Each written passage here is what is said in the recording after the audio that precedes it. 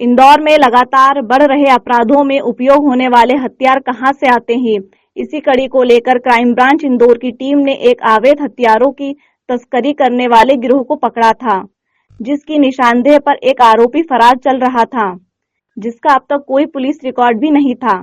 इसी को लेकर वो बचा हुआ था। क्राइम ब्रांच को मुखबिर से सूचना मिली, इनामी फरार तस्कर सोहन सिंह सिकलीगर इंदौर सीमा के आसपास हथियार बेचने की फिराक में घूम रहा है।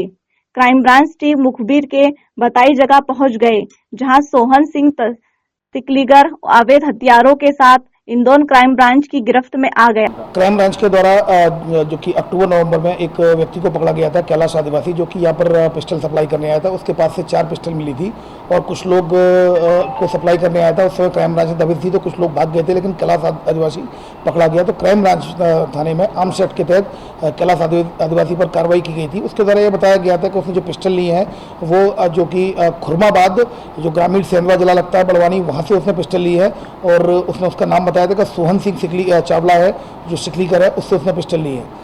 और तो उसमें वो उसको आरोपी बनाया गया था, सोहन सिंह चावला को। क्राइम ब्रांच लगातार इलेक्शन के समय से भी और लगातार उसके बाद भी लगातार दबिश दे रही थी।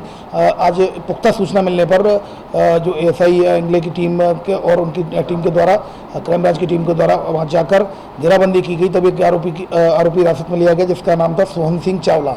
इसके कब्जे से 5 पिस्टल मिली है और ये खुरमाबाद ग्रामीण सेंधवा जिला बड़वानी का रहने वाला है।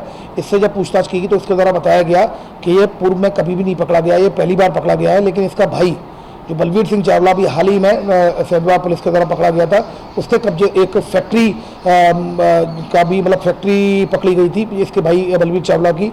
उस फैक्ट्री में लगभग 25 देसी कट्टे और पिस्टल मिली थी। उस पर आर्म्स एक्ट के तहत कार्रवाई की गई थी।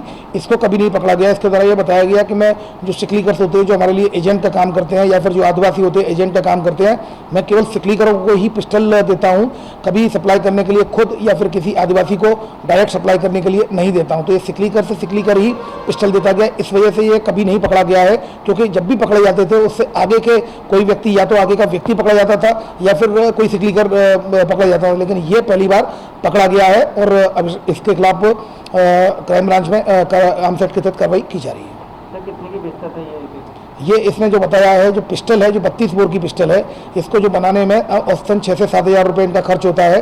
और जबकि ये इसको जो बेचने में इनको 25 से लेकर 30 हज़ार रुपये तक की ये पिस्टल को बेच देते हैं। ये डिपेंड होता था, अगर कोई बाहर के ग्राहक आते थे जैसे कि राजस्थान, यूपी, तो उनको 50 हज़ार तक भी ये पिस्टल बेचते थे। सर यहाँ बेचने आया था कि कहाँ नहीं, जैसा कि मैंने बताया, हमारी टीम को खबर मिली थी कि ये जो सिकलीकर है ये निर्माण का काम कर रहा है, तो उसको उसी के आधार पर उसको वहाँ से उठाया है।